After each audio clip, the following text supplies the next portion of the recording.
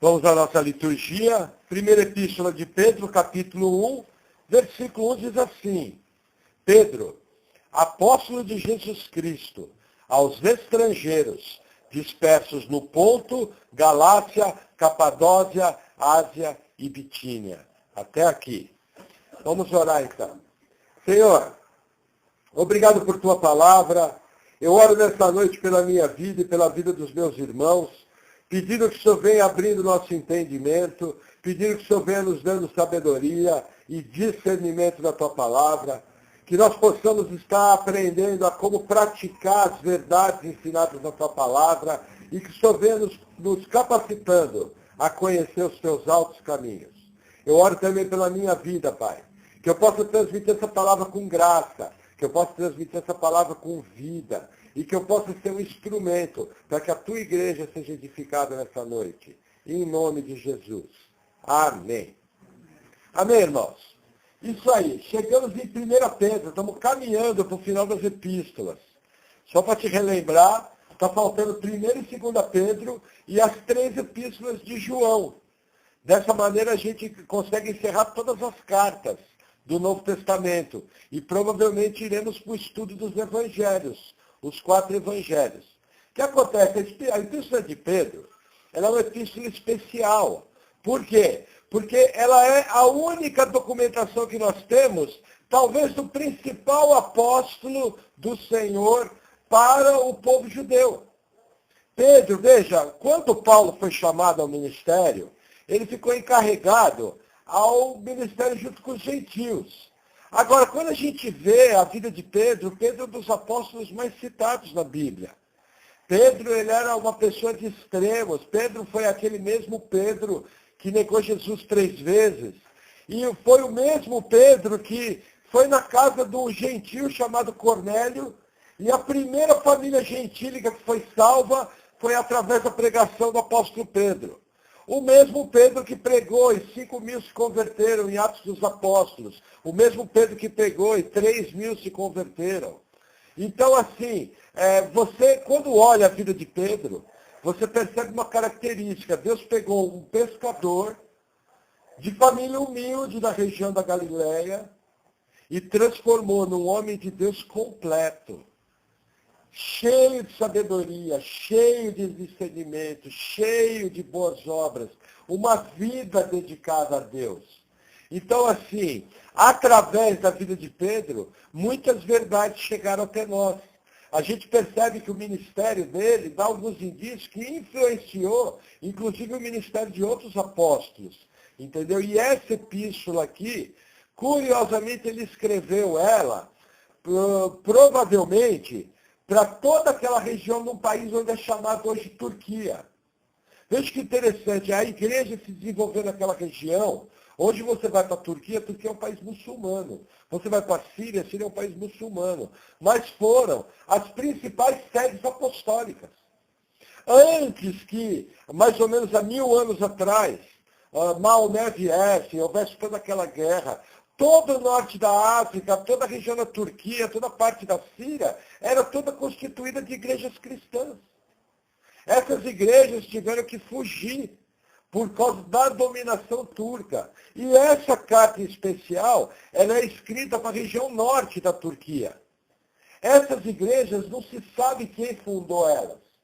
Porque Paulo, ele fundou as igrejas da Galácia, que inclusive nós estudamos a carta aos Gálatas. Ali está falando da região sul da Turquia. Mas essa carta aqui é muito mais ampla. Ela fala da Galácia e de todas aquelas regiões que estão até o norte da Turquia. Por igrejas que a gente não sabe nem se foi Paulo, nem se foi Pedro, mas essas igrejas estavam lá. Entendeu? Por que eram chamados da dispersão? Porque muitos dos membros dessas igrejas eram judeus. Jerusalém ia ser destruída em 70 depois de Cristo. Essa epístola foi escrita provavelmente entre 63 e 65 depois de Cristo. Mais ou menos 35 anos após a crucificação de Jesus. Por que ela não poderia ter sido escrita depois de 65? Porque a tradição nos ensina que Pedro foi crucificado em Roma no ano de 65. No mesmo ano, a igreja perdeu Paulo decapitado e perdeu Pedro crucificado em Roma. Inclusive, a tradição nos ensina que ele pediu para ser crucificado de ponta cabeça, porque ele não se achou digno de ser crucificado da mesma forma que Jesus.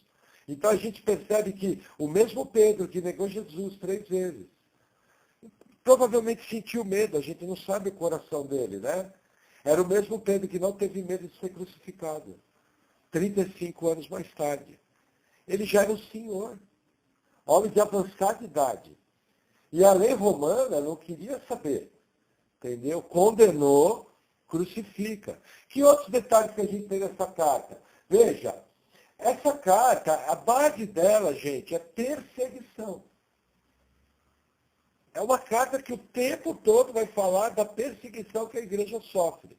Aí você pode falar, mas, irmão, hoje nós vivemos num país livre. O que uma epístola falando de perseguição poderia me ajudar?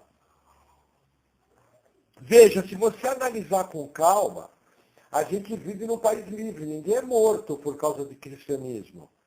Mas existe uma dura perseguição contra a igreja no mundo ocidental. Se a gente pegar nos idos do século XIX, lá 1800, lá vai pedrinha, o cristianismo era aprovado. Você pegava até no mundo católico, entendeu? Os princípios que regiam as famílias eram princípios cristãos. Isso aí permaneceu até as 2 grandes guerras mundiais.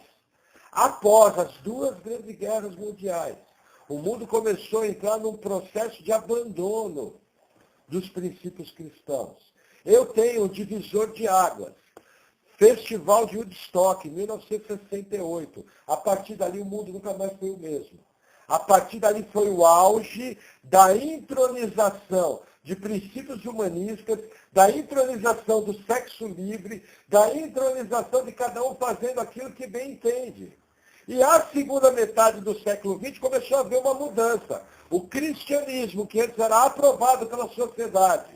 Antes o cristianismo, você via marcas dele na literatura, você via marcas dele nas artes.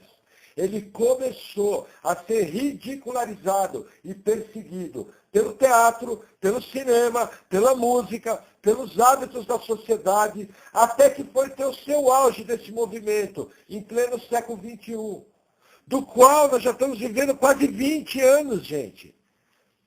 Nós já estamos quase completando 20 anos do século XXI. E hoje a gente vive um ambiente de perseguição intelectual ao cristão. Eu estava vendo uma palavra do Marcos Antonato, achei interessante. Ele falou, você quer ser popular na faculdade? Fala que você é ateu. Você pode ser o cara mais ignorante, o cara mais burro, mas se falar que é ateu, você passa por inteligente. Sendo que o contrário, se você falar porque é cristão, como que o mundo interpreta o quê? Você é crente. Você faz parte da ignorantada, carregador de Bíblia, o chapéu atolado, gente medieval. Em alguns círculos, você falar que é cristão, as pessoas mudam até o ar. Eu tive uma experiência, mais ou menos uns 2 meses atrás.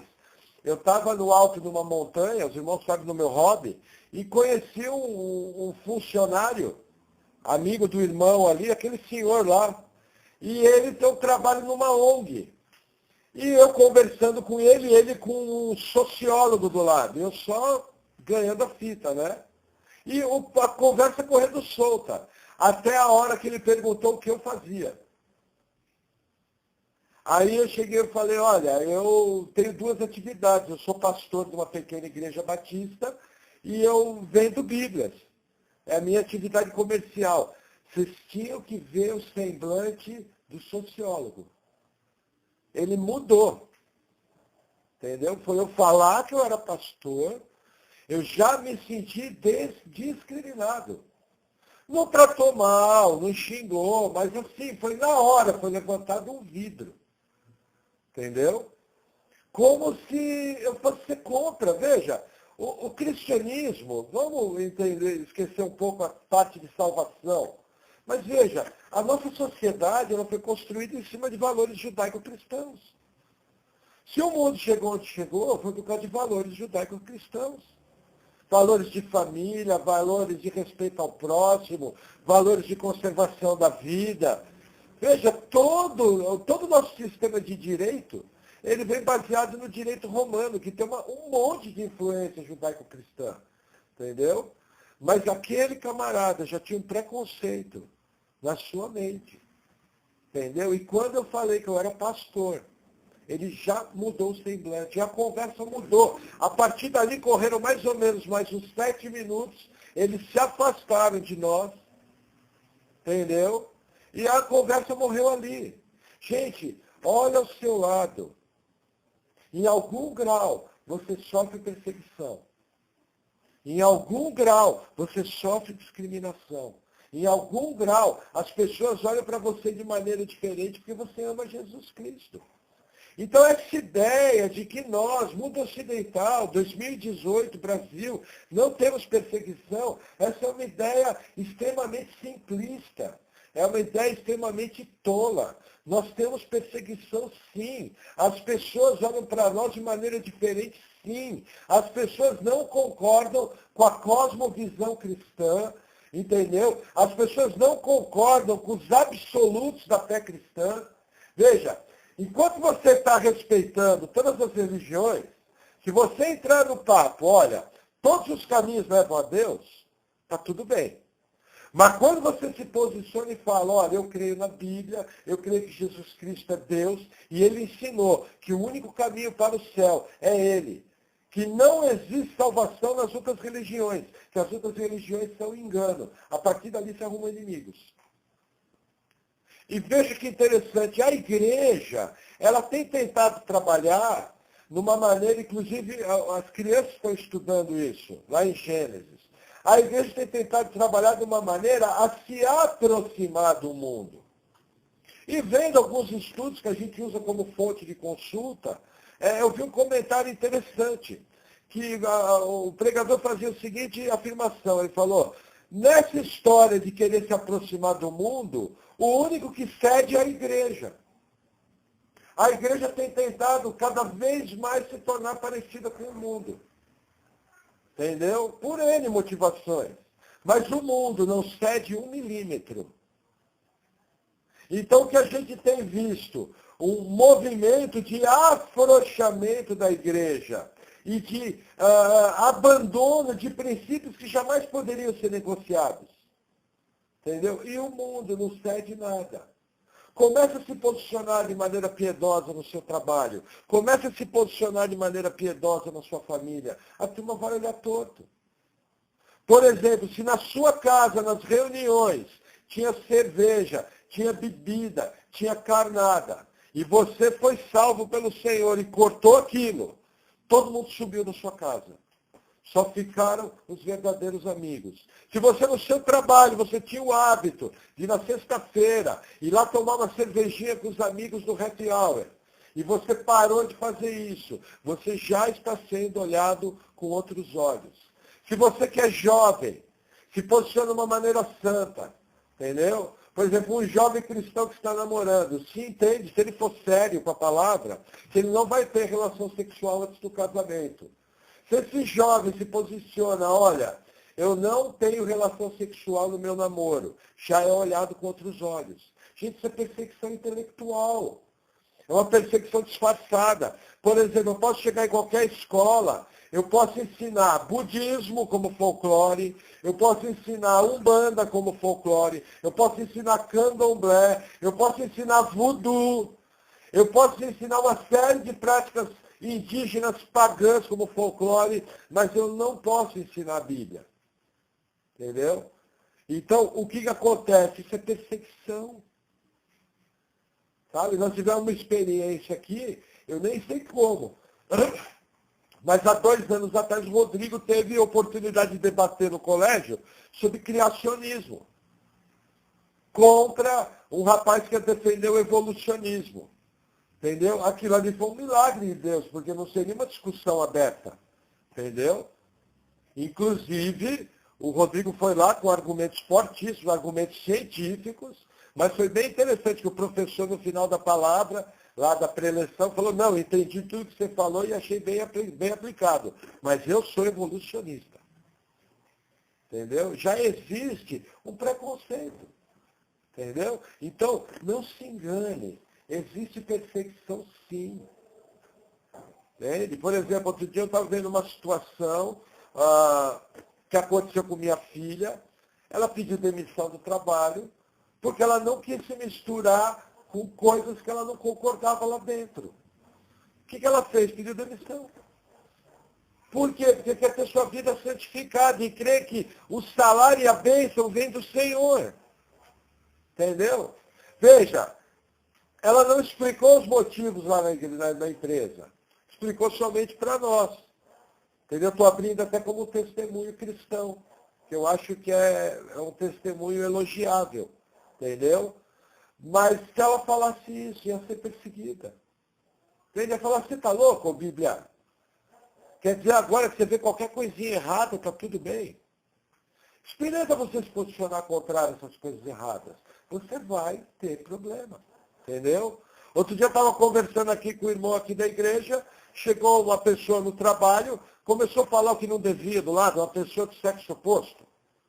O irmão chegou, já se posicionou, chegou e falou, olha, eu sou crente, eu sirvo a Jesus e eu não tenho esse tipo de conversa.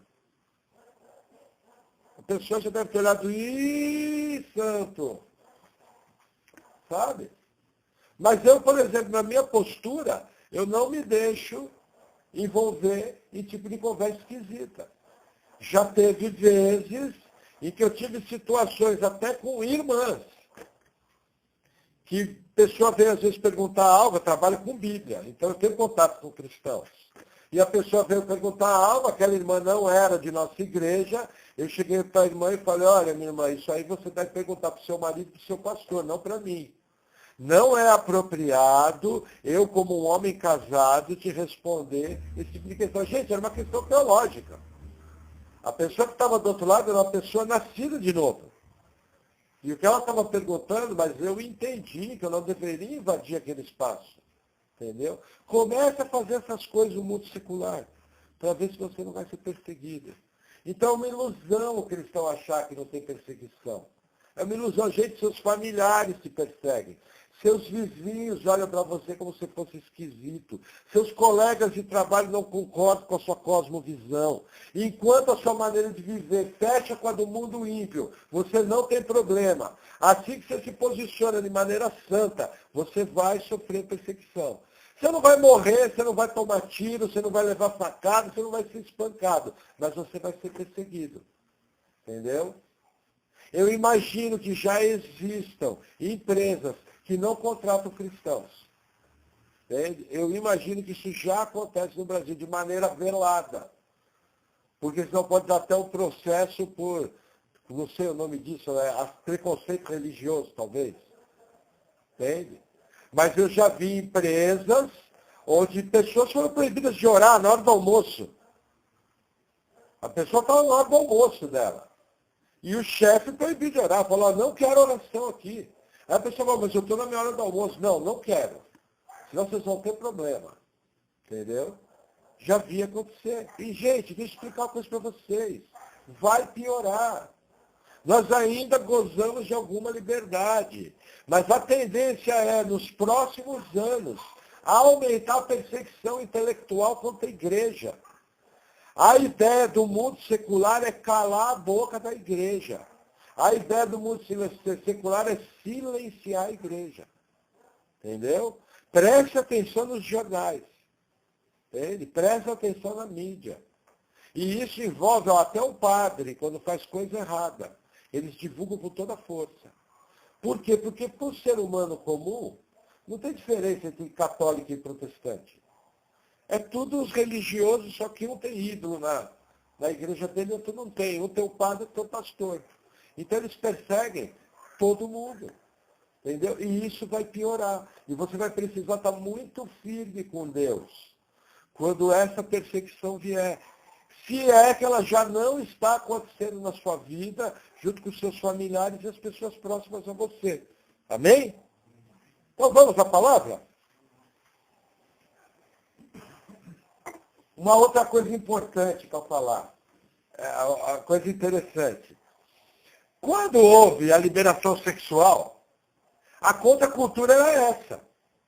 Era o sexo livre, o rock and roll e as drogas. Isso era contracultura. Hoje a contracultura é o cristianismo. Interessante. Inverteu. 50 anos. Nós estamos há 50 anos do Festival de Woodstock. Foi em 1968. Aquilo ali foi um horror para a sociedade. Hoje, quando você se reúne para orar em praça pública, é um horror para a sociedade. Eles conseguiram inverter. Então, o que essa epístola de Pedro vai nos ensinar? Como ser cristão num mundo hostil ao cristianismo. É disso que a epístola vai falar. E, meu irmão, deixa eu te falar uma coisa. Você se prepare, que algum nível de hostilidade, de perseguição você vai sofrer. E você tem que estar preparado. E o estudo dessa epístola vai fortalecer os seus alicerces para passar por isso. Amém? Então vamos lá. Vamos começar no estudo da palavra. Vou reler 1 Pedro 1. Pedro, apóstolo de Jesus Cristo, aos estrangeiros dispersos no Ponto, Galácia, Capadócia, Ásia e Bitínia. Eleitos, segundo a presciência de Deus Pai, em santificação do Espírito, para a obediência e a aspersão do sangue de Jesus Cristo. Graça e paz vos sejam multiplicadas. Veja que interessante. Nas epístolas, quem a gente vê falar de eleição é Paulo. Nos evangelhos, a gente vê Jesus falar de eleição. Mas dos apóstolos, aqui Pedro se posiciona dessa maneira. Entendeu? E olha que interessante, ele faz a seguinte afirmação: eleitos segundo a presciência de Deus Pai, em santificação do Espírito. O que ele está querendo dizer com isso? Gente, vou te mostrar na Bíblia o que Pedro está querendo dizer. Deixa marcado aí 1 Pedro. Vamos em Apocalipse capítulo 13. Por isso que ele fala segundo a presciência.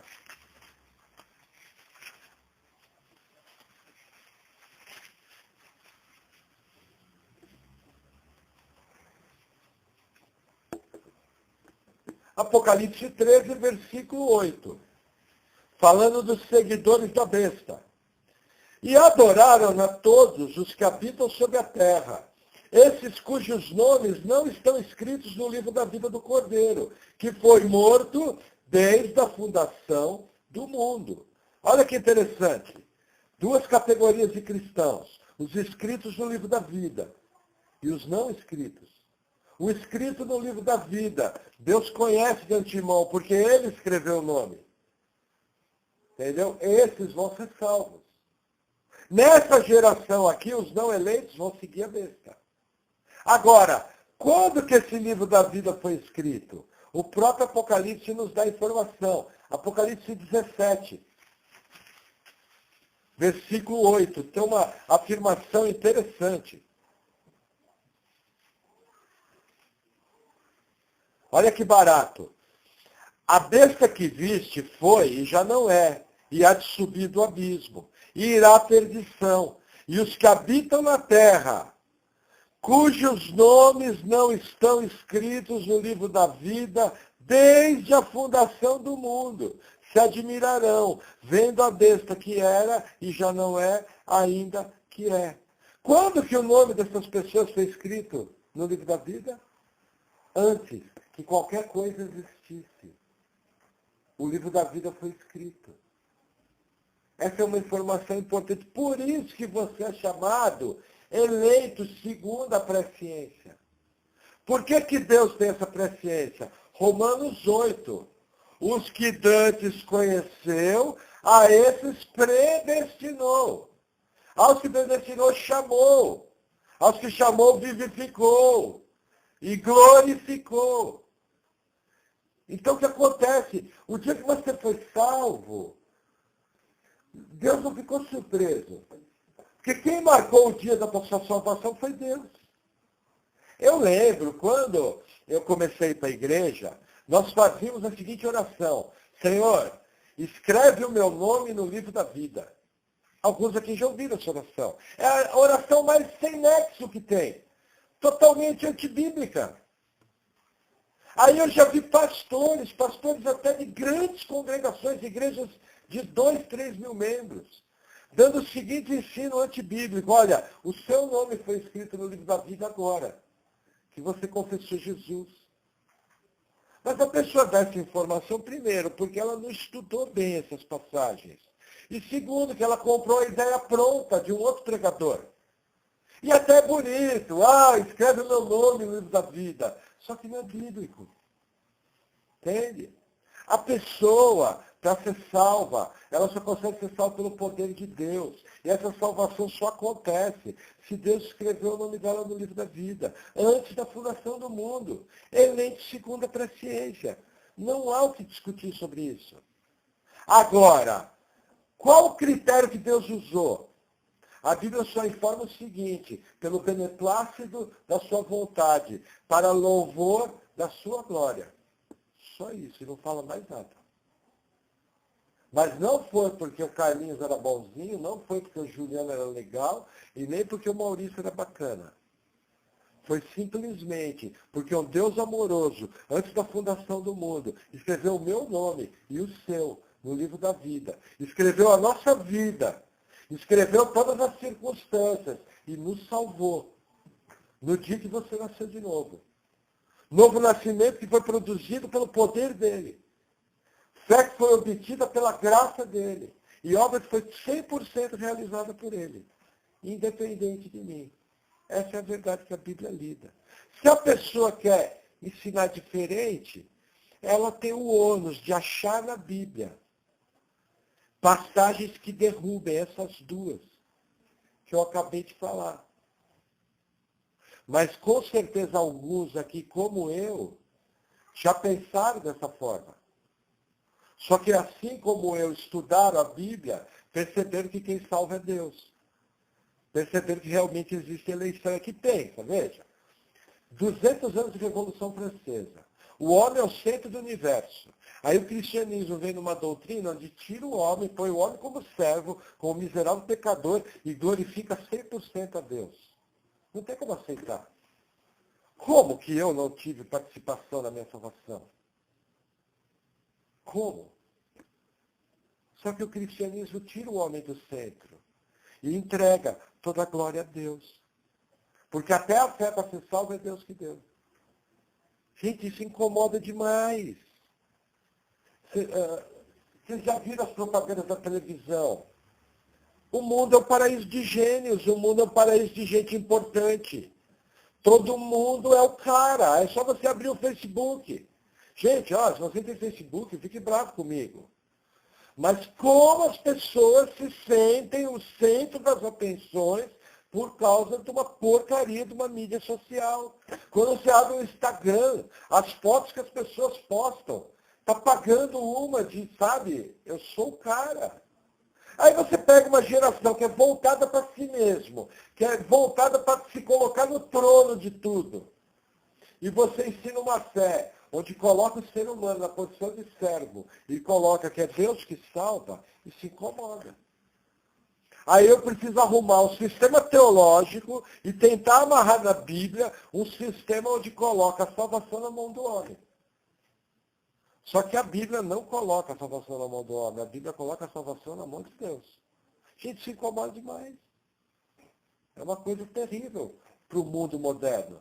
Incomoda. Uma vez eu vi num debate cristão, o cara falou, mas a teologia da eleição fez surgir os piores filósofos anticristãos do mundo.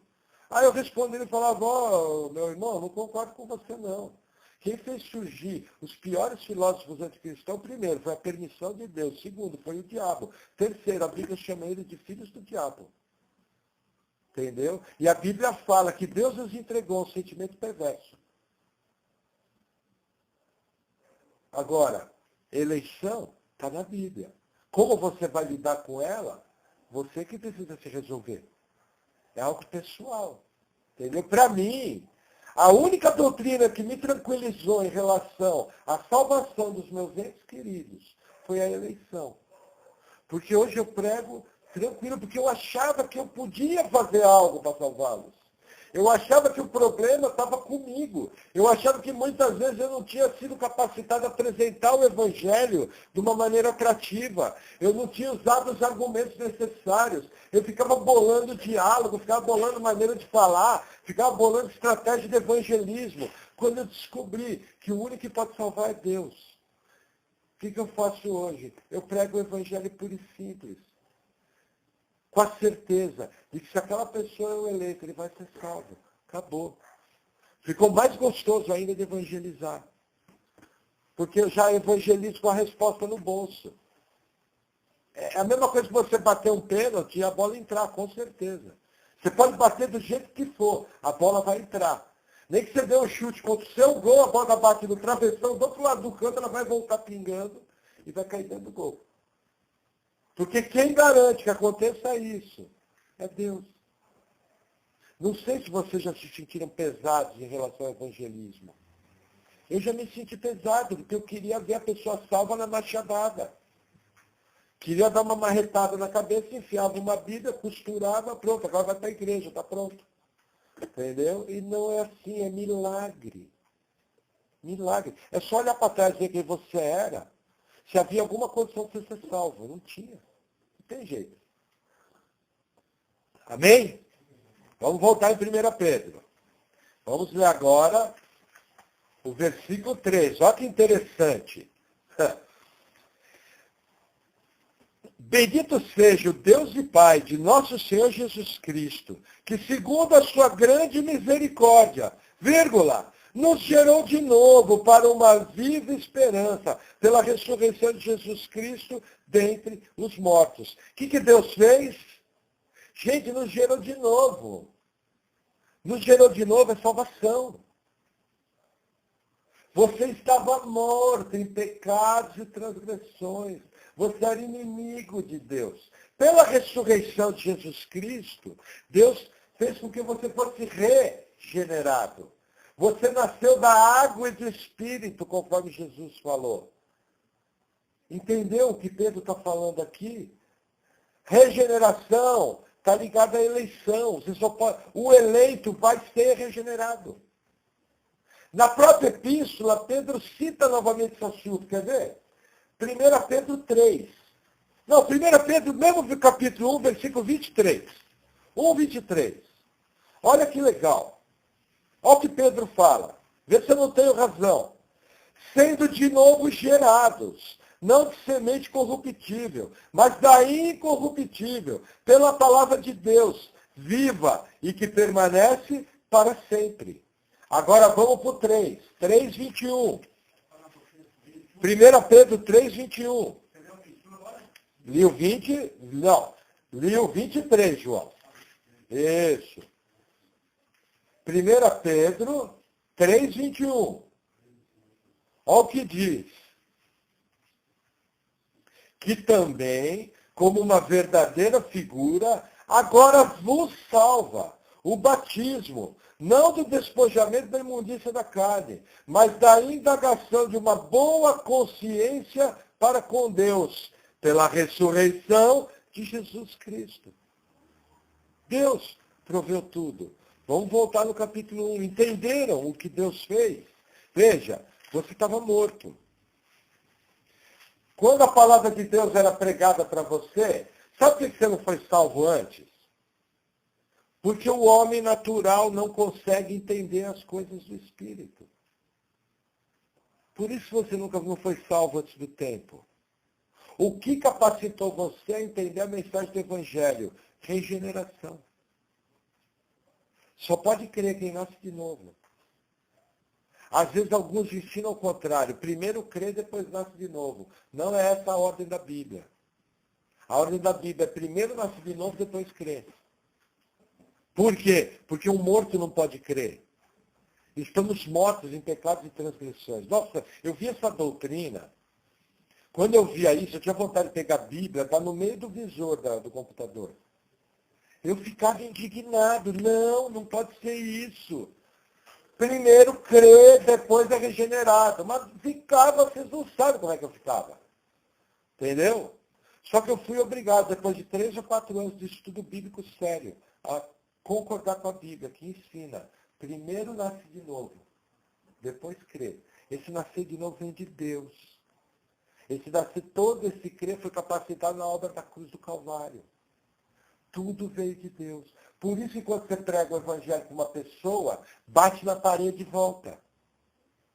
Ela não tem condição de crer, porque o homem natural não compreende as coisas do Espírito. O dia que você pregar para alguém for salvo, foi porque ele foi vivificado. Na pregação do Evangelho, ele foi vivificado, nasceu de novo e creu.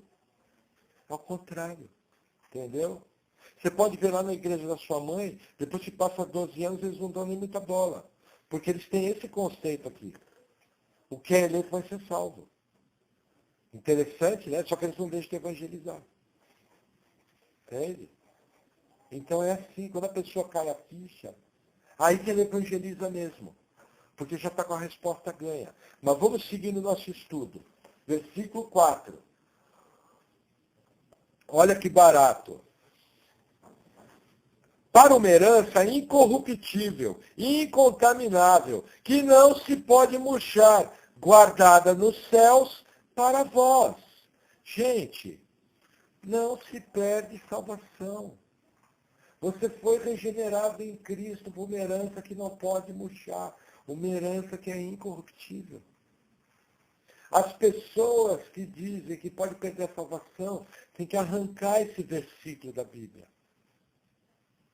A salvação é incorruptível.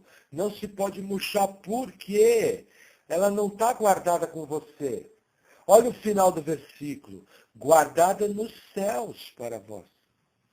Olha que legal. Quando você foi salvo, você ajuntou um tesouro no céu. Não está na tua mão. O próprio Pedro fala mais um pouco disso aí. Quer ver? Eu anotei aqui. Vamos para a segunda epístola de Pedro, capítulo 1.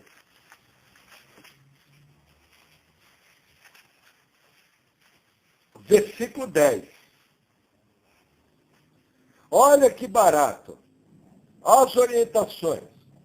Portanto, irmãos, procurar fazer cada vez mais firme a vossa vocação e eleição, porque fazendo isso, nunca jamais tropeçareis, porque assim vos será amplamente concedida a entrada no reino eterno de nosso Senhor e Salvador Jesus Cristo.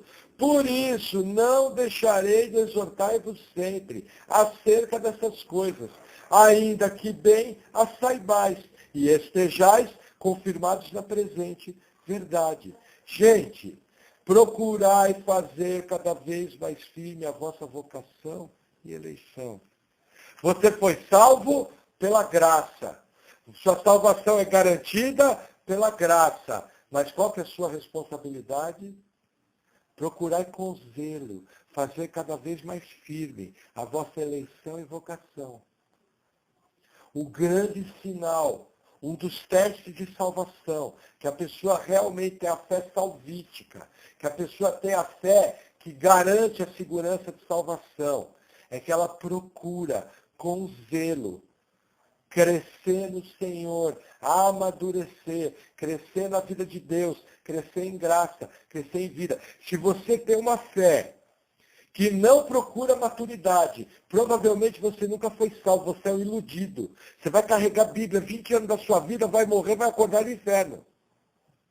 Você acha que você é salvo. Você criou um argumento na sua mente, o qual você acha que você nasceu de novo. Mas se você não carrega os sinais de alguém salvo, você corre o risco de frequentar uma igreja, carregar a Bíblia, e a hora que partir daqui, está no inferno pela eternidade. Juntamente com a sua Bíblia, surrada. Porque só tem segurança de salvação o que realmente nasce de novo. E o que realmente nasce de novo procura zelar pela sua salvação. Procura amadurecer. O que nasceu de novo, ele tem comunhão com a igreja, ele frequenta culto, ele lê Bíblia, ele ora, ele zela pela unidade da igreja, ele se preocupa pelos irmãos, ele busca santificação na sua vida, ele busca limpar o pecado. Essa é a fé de alguém que tem segurança de salvação.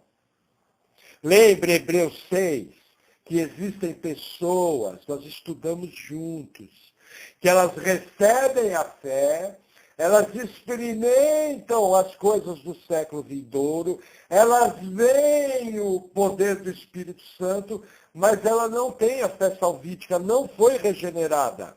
Ela anda um pouco com o Senhor, sai da igreja e tchau, para perdição. O próprio Senhor Jesus ensina o mesmo princípio que o escritor de Hebreus na parábola do semeador. Fala, essa semente é aquela que caiu, entendeu? E logo germinou. Mas por não ter raiz em si mesma, vieram as tribulações, os problemas e a pessoa saiu. Então isso mostra que dentro da igreja do Senhor, eu tenho duas categorias de pessoas. Uma, os verdadeiros salvos, que vão carregar as marcas de salvo. E outra é aquele que tem uma fé temporária. Na verdade, ele acredita naquilo, mas nunca nasceu de novo. Se nunca nasceu de novo, o que a Bíblia ensina? Quando ele morrer, inferno. Entende a sua preocupação? Certa vez eu conversava com um irmão, 15 anos de igreja, ficou 3 dias sem dormir. Porque eu mandei na lata do irmão, falei, irmão, aconselhamento para falar, você não dá fruto de alguém salvo. Você dá fruto de 15 anos, frequenta a igreja. Você tem certeza que se você morrer hoje, você acorda no céu? Porque, para mim, com esse tipo de vida que você leva, você vai acordar no inferno, você nunca foi salvo, você está se iludindo. E a minha responsabilidade como seu pastor é te advertir. Porque se existe um momento para você se arrepender, genuinamente entregar sua vida a Jesus Cristo, andar com Ele com toda a sua força, com todo o seu coração, com toda a sua vontade, é agora, porque ainda há tempo. Ficou 3 dias sem dormir. Parece que agora começou a se firmar. 15 anos carregando Bíblia, gente. Cuidado. Você pode estar se enganando. Talvez você passe um religiosão, carregador de Bíblia, que aderiu à fé evangélica. Aderir à fé. Não é nascer de novo. Sem nascer de novo, ninguém verá Deus. Porque eu não tenho cobertura para os meus pecados. Eu não posso nem me achegar. Percebe a seriedade que eu estou falando? O próprio Pedro fala isso. Procurai confirmar a vocação e eleição. Você tem feito isso? Irmão, se não, bota a cabeça no travesseiro. Gente, salvação é coisa séria. A gente vai não amanhecer amanhã. E se você morrer sem ser nascido de novo, você vai para o inferno, sem escapatória. É coisa séria. O crente tem que ter o seu coração cheio da confiança de salvação. Essa confiança só vem através de uma vida cristã saudável, cheia de boas obras. Eu não sou salvo por obras, mas as boas obras mostram a fé que vai no meu coração. Entendeu? Você tem a confiança que realmente Jesus é o primeiro. Essa semana eu estava conversando com uma pessoa aqui na igreja, a pessoa me desafiou. Você tem certeza de salvação? Eu falei, tenho. A pessoa olhou para a minha cara e falou, se eu morrer, estou no céu. Tenho absoluta certeza de salvação. E aí mandei na hora, falei, não por mim, por causa daquele que me salvou. Ele que garante. Aí a pessoa veio, até ele entendeu, mas você vive uma vida de alguém salvo. Eu falei, eu sou pecador, mas pela graça estou de pé. É isso, gente, isso é vida cristã. O temor do Senhor é o princípio da sabedoria. Amém? Vamos lá, vamos seguir. Versículo 5. Olha lá, mais um versículo falando de segurança e salvação. Que mediante a fé estáis guardados no poder de Deus, para a salvação, já prestes para se revelar no último tempo. Gente, preste atenção que esse versículo está falando. Vou reler a parte A dele de novo. Ó. Que mediante a fé estáis guardados no poder de Deus para a salvação. Que fé é essa? É a fé em Cristo Jesus. É a fé que você recebeu no novo nascimento. É a fé que você recebeu de Deus para crer. Mediante essa fé, você está guardado no poder de quem? Leia na sua Bíblia. No poder de Deus. Por isso que Paulo escreve, o que nos separará do amor de Deus? A tribulação, a angústia. Aí mais à frente ele fala principado, potestade. Falando muito espiritual. Nada nos separará do amor de Deus. Nem você mesmo. Porque tem gente que fala, mas a pessoa mesma, onde que está isso escrito no versículo? Isso ela falou por conta própria. Que nem quando Jesus fala, ninguém atirará da minha mão. Aí as pessoas que alegam perdão de salvação falam, no céu ela mesma. Ah, legal, mas me mostra na Bíblia que eu quero ler. Não tem esse versículo. Acabei de criar na minha cabeça um versículo. A Bíblia que eu leio, de maneira simples, eu sou um garoto de 12 anos, acabei de aprender a ler. Aí eu vou ler a Bíblia. 1 Pedro 5, que mediante a fé estáis guardados do poder de Deus para a salvação. Ponto final. É o que um garoto de 12 anos leria. Eu estou guardado para a salvação no poder de Deus. Só. Em quem que está a sua confiança? Vou te dar uma dica. Se você confia nas suas boas obras para permanecer até o fim, você está confiando no braço forte do homem. Você tem que confiar para permanecer até o fim no braço forte do Senhor. Senhor, o Senhor que começou a boa obra, há de terminá-la. Entendeu? Porque você pode ver, depois que você foi salvo, você já pecou um monte de vezes. E aí, cada vez perdeu a salvação? Não, porque não está estribado em você. Está estribado no que Cristo fez. Olha que interessante. Pedro repete a passagem. Entendeu? Agora, não nos livra da responsabilidade de andar de maneira digna. Não nos livra da responsabilidade de fazer cada vez mais firme a minha vocação. Veja, entenda. O fato de você ter segurança de salvação não tira você das suas responsabilidades como cristão. E uma delas é fazer cada vez mais firme a sua salvação e eleição, a sua vocação. Você tem buscado fazer cada vez mais firme essa vocação? Essa você responde no seu travesseiro. Não responda para mim. Amém? Vamos seguir. Versículo 6. Diz assim, em que vós grandemente vos alegrais, ainda que agora importa. Gente, a pessoa se alegra na segurança de salvação. O crente tem que ter essa alegria.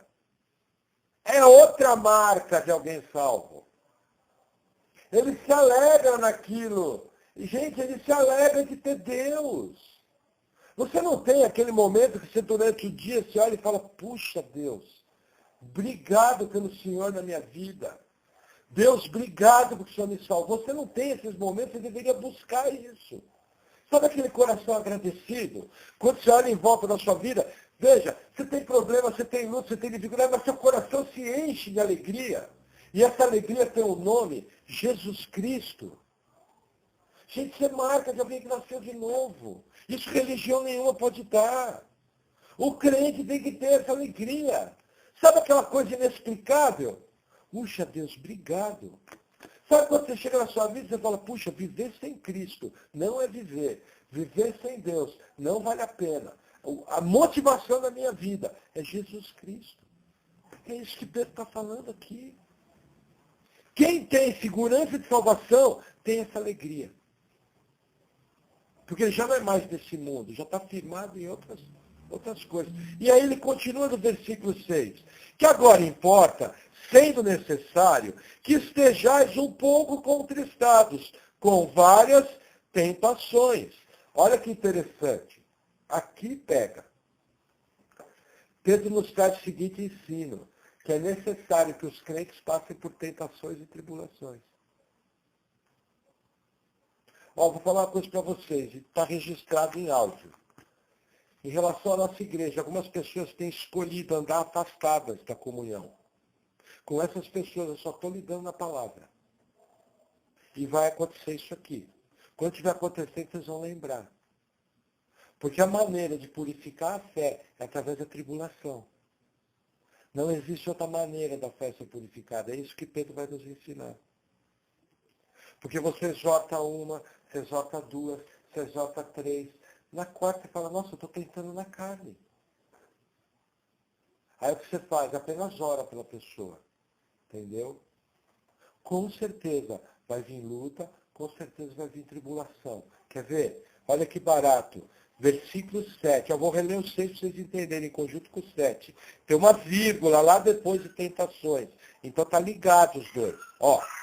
Em que vós grandemente vos alegrais, ainda que agora importa, sendo necessário que estejais por um pouco contristados, com várias tentações, vírgula, para que a prova da vossa fé, muito mais preciosa que o ouro que perece, e é provado pelo fogo, se enche em louvor, e honra, e glória, na revelação de Jesus Cristo. A comparação que Pedro faz.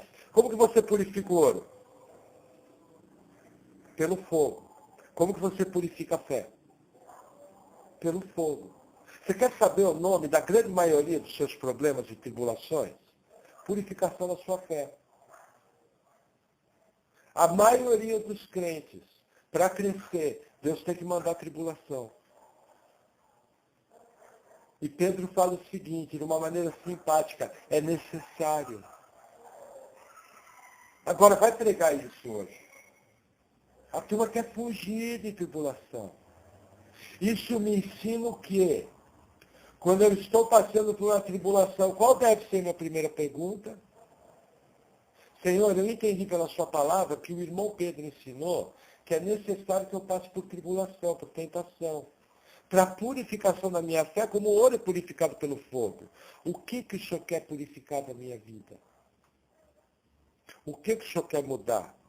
Porque pela tua palavra eu ensinei que só vem a tribulação que eu posso suportar. E essa tribulação é permissão sua, para tratamento da minha fé. Percebe o sentimento correto? Será que esse ensino de Pedro não explica o que você tem passado até hoje?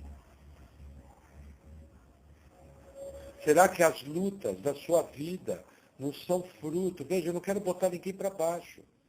Mas é minha responsabilidade falar. Muita luta que você está passando é porque a sua fé é infantil. E a sua fé não é bíblica. E a sua fé não é firmada nas verdades da palavra. E você não tem Deus como realmente o primeiro da sua vida. Você não tem Jesus como principal amor da sua vida. E aí Deus precisa purificar essa fé que Ele deu, porque foi Ele que te regenerou, foi Ele que te resgatou, e Ele tem um trabalho a fazer na sua vida. E que para você deixar de ser duro de coração, Ele tem que trazer tribulação para você ser purificado. Como o fogo é purificado como o ouro é purificado pelo fogo. É isso que Pedro está ensinando. Gente, se a gente busca Deus de todo o coração, se Jesus for realmente o primeiro na nossa vida, você vai ver que 80% dos seus problemas vão sumir. E os problemas que vierem são problemas corriqueiros, do dia a dia. Agora, qual é a nossa cosmovisão? No primeiro problema eu faço biquinho para Deus e quero culpar o diabo. Só que eu pergunto, se Deus decretou uma tribulação na sua vida, tem quem tira? Não. Só Deus. E muitas vezes você está sofrendo de bobeira. Por quê? Porque a Bíblia, cada vez que eu leio, me mostra o caminho. A Bíblia me dá ordens. A Bíblia me ordena a fazer coisas. E eu não faço porque eu sou duro de coração. Aí Deus é obrigado a mandar tribulação para quebrar minha vontade obstinada. Aí fica uma maravilha. Só que aí está sem olhos, sem orelha, braço quebrado, todo arrebentado. Precisava. Mas Deus vai fazer. Entendeu? Não existe plano B com Deus. Só tem plano A. Quer ver? Vamos continuar a leitura. Ó, versículo 8. Ao qual... Só um minutinho. Peraí que eu tenho uma coisa importante para falar. Vamos abrir 1 Pedro 4. Eu quero falar mais alguma coisa sobre tribulação. 1 Pedro 4.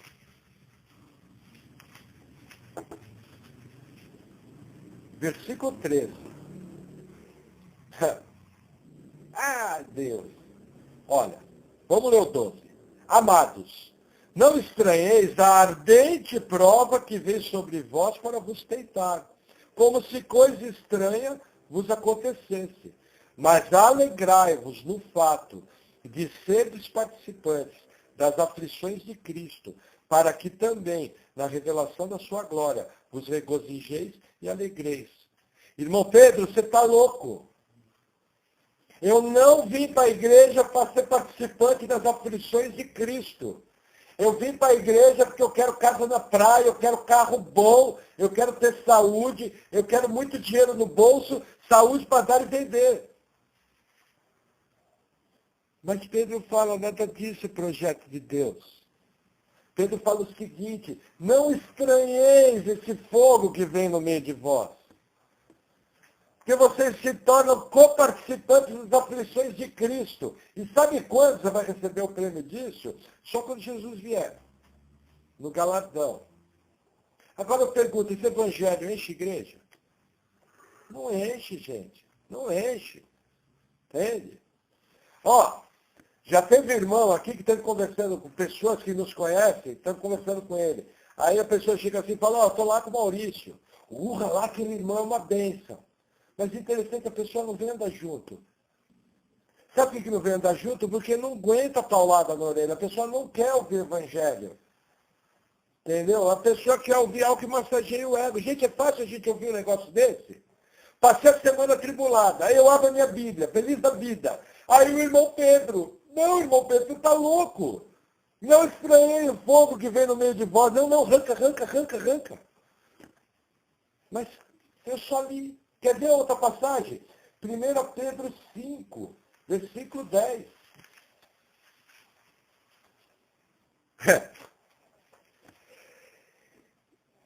Esse aqui até que é legal. E o Deus de toda graça, que em Cristo Jesus vos chamou à sua eterna glória, depois de havermos padecido um pouco, Ele mesmo vos aperfeiçoe, confirme, fortifique e estabeleça. Padecido um pouco. O imperador Nero, no ano da morte de Pedro, iluminou Roma com cristãos queimados vivos.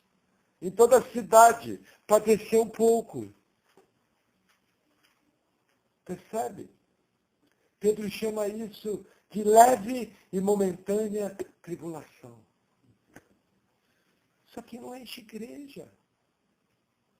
Mas é bíblico.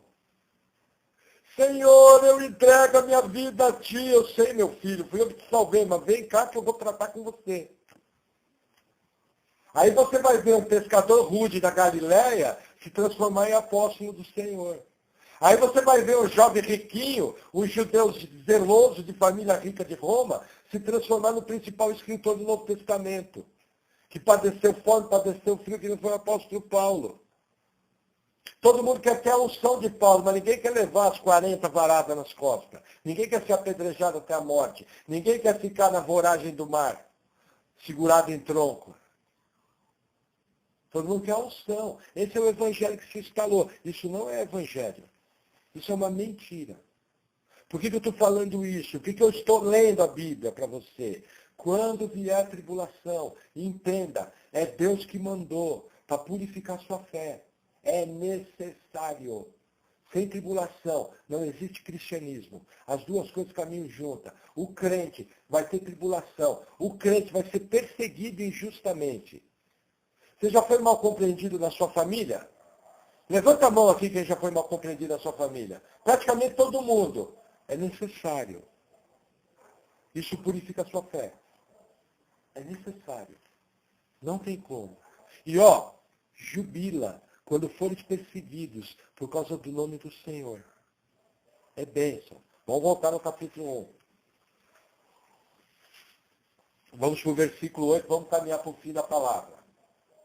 Diz assim, 1 Pedro 1:8. Olha que interessante Pedro falando com a igreja. Ao qual, não o havendo visto, aqui é Jesus Cristo, tá? A mais. No qual, não o vendo agora, mas crendo, vos alegrais com gozo indescritível e glorioso, alcançando o fim da vossa fé, a salvação de vossas almas. Olha que interessante. Pedro viu Jesus. Essa igreja aqui não viu Jesus, ele já tinha sido crucificado.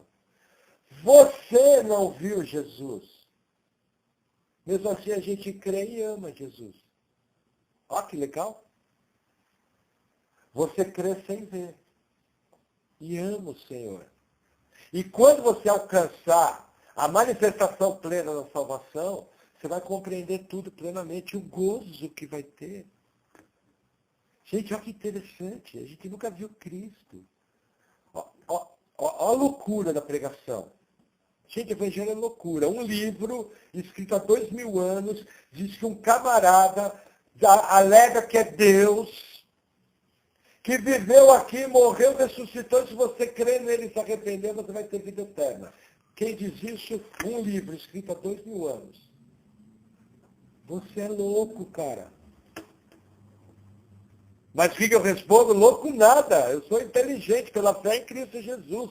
Glória a Deus por essa palavra que foi pregada a mim e eu fui salvo. Porque agora eu posso ter esse gozo, eu posso ter essa alegria, eu posso me firmar nessa segurança.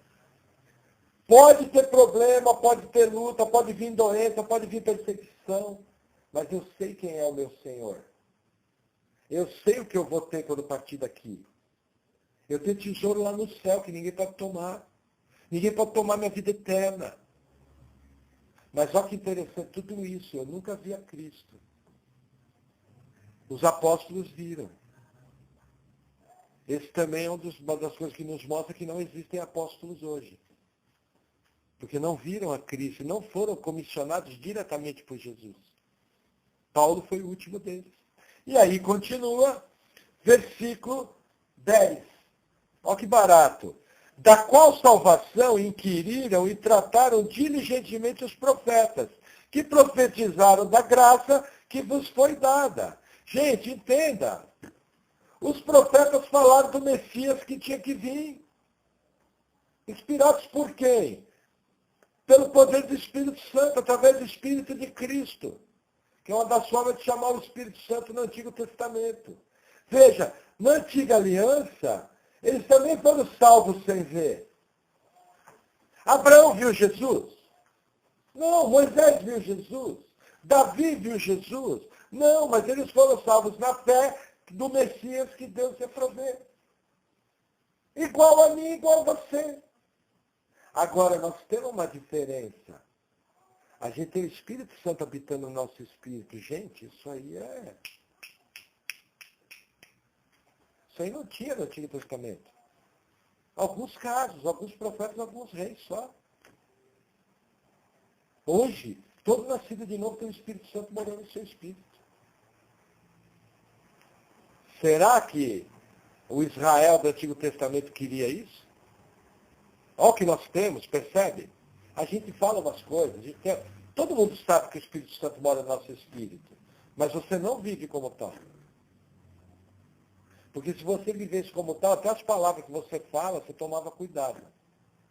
Porque o ser mais santo que tem no universo, na figura do Espírito Santo, habita no seu espírito, é um só com o seu espírito. Entendeu?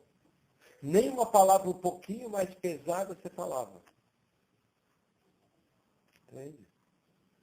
Pô, alguém que diz que é nascido de novo e a boca é suja, será que está dando sinal de alguém que nasceu de novo? É de se pensar. Entendeu? Quem anda comigo sabe. Determinadas palavras que não são palavrão, mas são um pouco pesadas, eu já corrijo na hora. Fala, irmão, não fale assim. É meio baixo. Entendeu? Ah, acabou de acontecer uma K. Ó, irmão, não fale assim. Acabou de acontecer uma besteira. Eu corrijo na hora. Entendeu? Eu não fui buscar ninguém em casa para ser pastor de ninguém. A pessoa veio, então minha obrigação é corrigir a maneira errada de falar. Entendeu? Se eu ver uma palavra baixa, eu vou com amor corrigir. Eu não fale assim, é feio. Nós somos santos. Nós somos separados. Entendeu? Na verdade, eu sou um pastor chato. Eu sei disso. Entendeu? Mas vamos continuar. Versículo 11 e 12 para encerrar. Indagando que em tempo ou em ocasião de tempo, o Espírito de Cristo que estava neles indicava anteriormente, testificando os sofrimentos que a Cristo haviam de vir e a glória que se lhes havia de seguir, aos quais foi revelado que, não para si mesmo, mas para nós, eles ministravam essas coisas, que agora vos foram anunciadas por aqueles que, pelo Espírito Santo enviado do céu, vos pregaram o Evangelho, para as quais coisas os anjos desejam bem atentar. Pedro faz um resumão. Gente, os profetas testificaram que Cristo ia vir, os profetas testificaram que ele ia padecer, e aquilo ali foi anunciado, e vocês, eu e você, ouvimos a pregação do Evangelho. Entendeu? E fomos salvos através dessa pregação. Os anjos queriam fazer isso. Mas entenda, os anjos existe um problema. Anjo não conhece o pecado, o anjo eleito. Eu, João e você conhecemos. A gente sabe o que é o pecado. Percebe? O anjo não. Os anjos eleitos são puros. Senão ele é um demônio. Por isso que quem anuncia o Evangelho são miseráveis pecadores como eu e você, que pela graça de Deus são capacitados a pregar a palavra da salvação. Isso é uma bênção indescritível de Deus. Amém? Vamos orar?